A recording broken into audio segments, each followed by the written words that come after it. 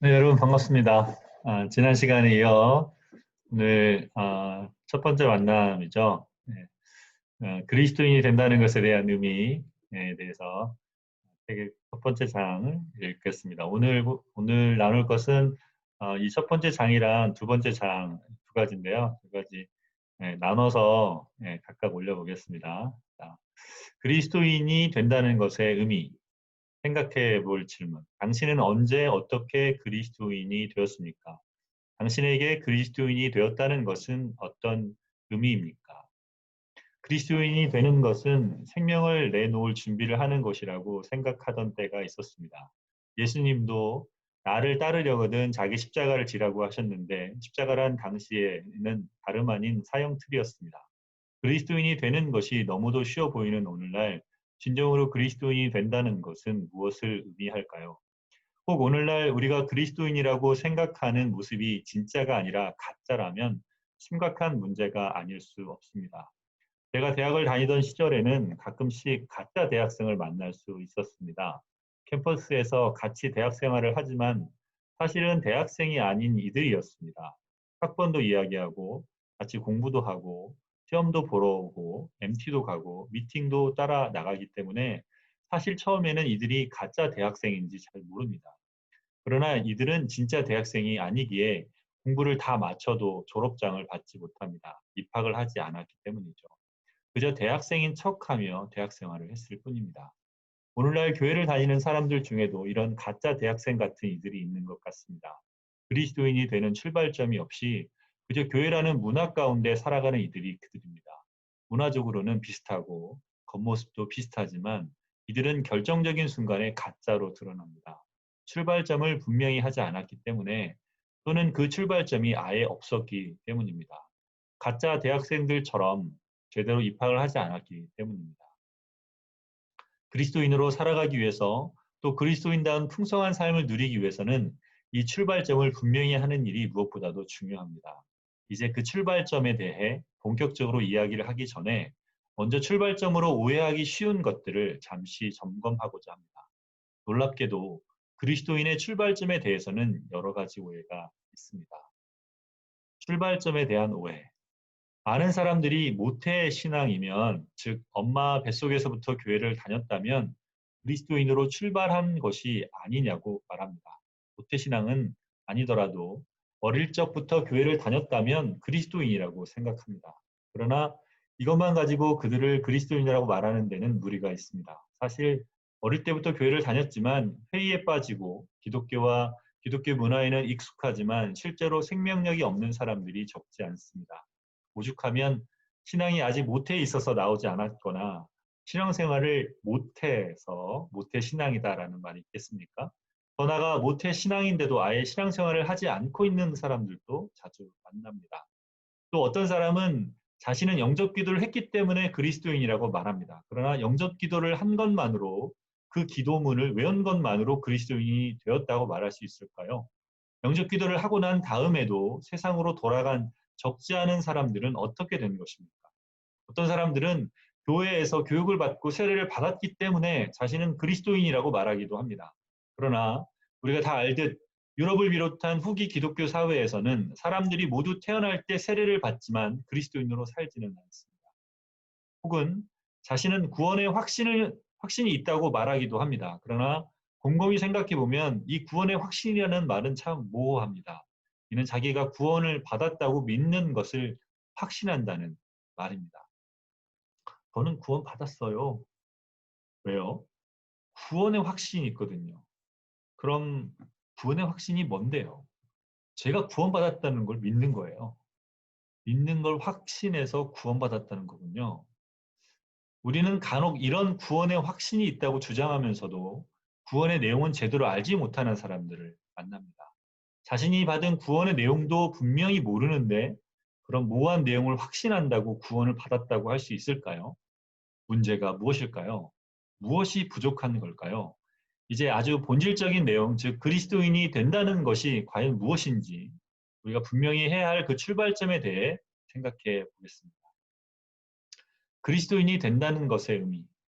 그리스도인이 된다는 것은 다음 네 가지 중요한 사실을 진심으로 믿고 살아계신 예수님께 반응하는 것을 의미합니다. 첫 번째는 하나님이 세상과 인간과 나를 창조하셨기에 하나님은 창조주이시며 인간의 역사와 문화 그리고 나의 주인이시다라는 것입니다. 한마디로 하나님이 주인이시라는 것입니다. 창세기 1장 26절에서 28절. 이것을 고대의 표현으로 바꾸면 하나님이 왕이시다는 것입니다. 이 주인이신 하나님은 인간으로 하여금 그분의 모든 창조 세계를 다스리게 하셨습니다. 하나님이 존재하실 뿐 아니라 그가 주인, 곧 왕이라는 사실은 창세기로부터 계시록까지 성경 전체에서 말하고 있으며 이것이 빠져버리면 성경의 가르침이 다 무너져 버리는 성경의 척추와도 같은 것입니다. 당신은 우주 만물과 자신의 인생을 보며 하나님이 계실 뿐 아니라 그분이 주인이며 왕이신 것을 믿습니까? 그것이 삶의 기본 전제가 되어 있습니까? 그렇지 않다면 둘째, 셋째, 넷째까지 더 나갈 필요도 없습니다. 그분이 전 우주와 우리 인생의 주인이 되시는 하나님이 아닌 바에야 그 다음 내용은 별 의미가 없습니다. 첫 번째로 중요한 것은 하나님이 정말 주인이신가 하는 것입니다. 두 번째 내용은 그러나 인간은 하나님이 주인이신 것을 거부하고 자신이 스스로 주인 행세를 하고 있고 나 또한 그러한 사람이었다라는 것입니다.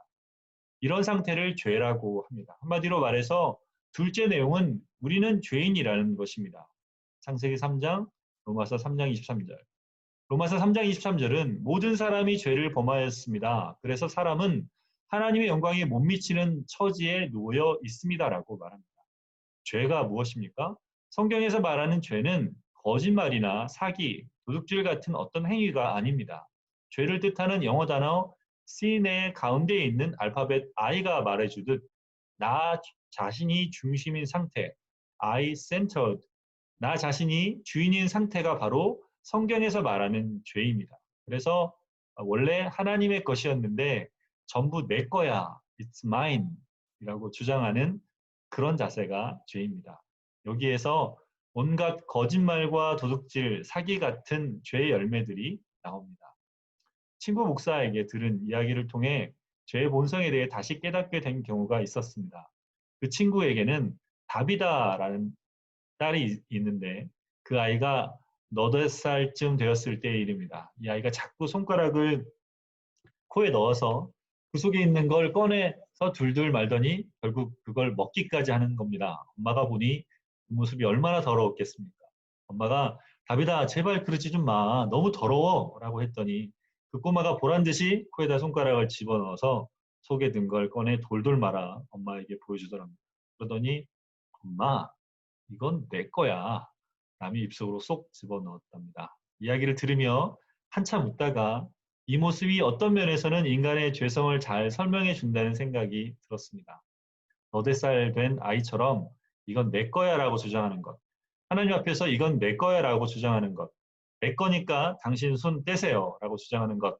이것이야말로 성경이 말하는 죄의 본성, 죄의 본질이라고 할 수 있을 것입니다. 하나님을 진정 주인으로 생각하지 않으면 죄라는 개념은 단순한 도덕 개념을 넘어설 수 없습니다. 하지만 죄는 하나님에 대한 반역입니다. 하나님이 주인 되심을 거절하는 것입니다. 내 인생이 내 것이라고 주장하는 것입니다. 이것이 죄의 본성입니다. 이러한 죄의 본성을 가진 인간들은 관계에서 서로 고통을 주고 하나님 없이 사회를 구성하고 발전시키고 또한 문화를 만들어냅니다. 사람들은 늘 선한 의도를 가지고 있다고 하지만 이 자기 중심성을 극복하지 못하는 인간은 사회의 수많은 문제와 고통을 야기합니다. 그래서 우리 인간의 죄의 문제가 해결되지 않는 한 우리가 살고 있는 사회와 문화, 더 나아가 생태계까지 고통과 악을 경험합니다. 이것이 주인이신 하나님을 거절하여 우리가 겪고 있는 삶의 실존입니다. 셋째, 이러한 창조주에 대한 반역의 대가는 죽음밖에 없습니다. 그런데 하나님은 우리 인간, 우리 각자를 너무 사랑하셨기 때문에 우리가 지불해야 할 대가를 예수님이 십자가에 대신 지게 하십니다.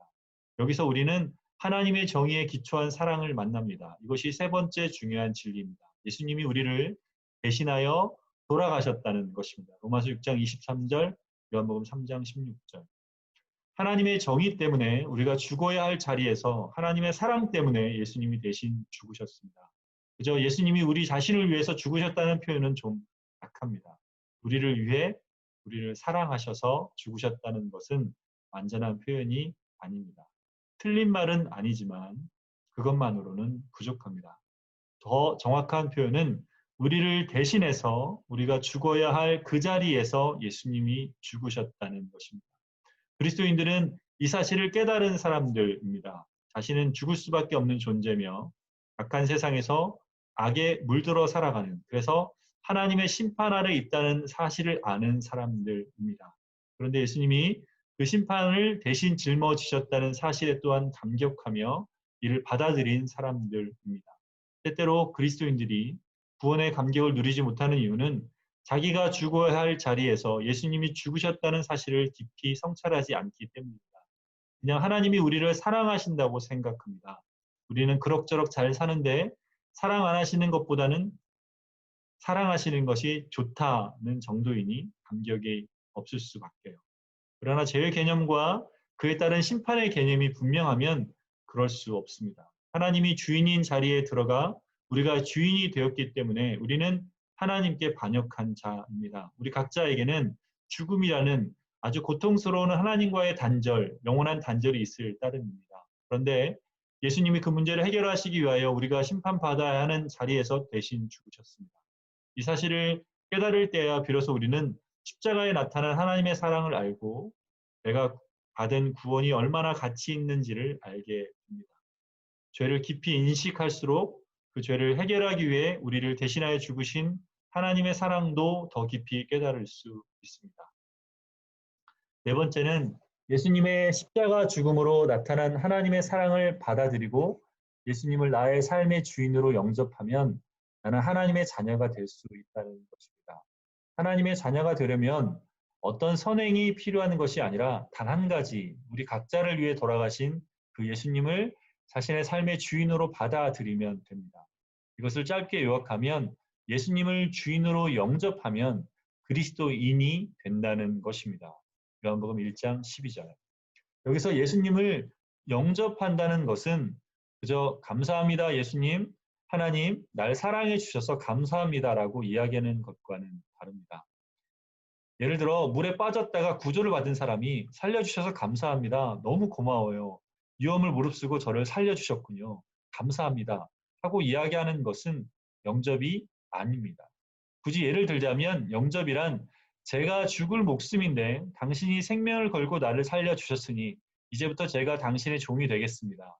이제부터는 당신을 쫓아다니면서 내 생명을 살려주신 그 은혜에 보답하며 살겠습니다라고 하는 것입니다. 그분을 주인으로 모셔드리지 않는다면 영접은 아무 의미가 없습니다. 어떤 그리스도인들은 예수님을 영접은 하지만 자신의 주인으로 모시지 않겠다고 합니다. 주인으로 모시는 것은 나중에 신앙이 성숙하고 난 다음에 하겠다고 합니다. 그것은 영접이 아닙니다. 영접이란 죄로 야기된 문제를 해결하고 하나님 앞에 자신을 바로 세우는 일입니다. 하나님이 주인인데 자신이 주인 노릇 하는 것이 죄라면 예수님을 영접했다고 하면서 예수님을 주인으로 모시는 것은 나중에 하겠다고 하는 것은 아직 죄의 문제가 해결되지 못했다는 이야기입니다. 예수님을 주인으로 영접하지 않으면 우리는 예수님을 영접했다고 말할 수 없습니다. 다시 말해 예수님을 영접하는 것, 그리스도인이 된다는 것은 하나님이 주인이시라는 첫 번째 진리를 깨트린 두 번째 진리, 즉 죄의 문제를 세 번째 진리이신 예수님이 해결하셨음을 인격적으로 받아들이고 이제는 네 번째 진리인 하나님의 원래 뜻을 따라 그분의 다스림 안에 살아가겠다고 결단하고 살아가는 것을 뜻합니다. 이렇게 예수님을 진정으로 영접한 자들, 예수님이 나의 왕이십니다. 예수님이 나의 주인이십니다라고 고백한 자들, 이들은 진정으로 그리스도인이 되었다고, 진정으로 구원을 받았다고 말할 수 있습니다. 묵상 질문. 진정한 그리스도인이 믿는 네 가지 내용을 당신의 말로 다시 정리해 보십시오. 당신은 이 네 가지를 진심으로 믿습니까? 하나님께 당신의 마음을 정직하게 고백하십시오. 감사와 고백, 간구 등으로. 로마서 5장 8절을 읽고 묵상해 보십시오. 여기까지입니다.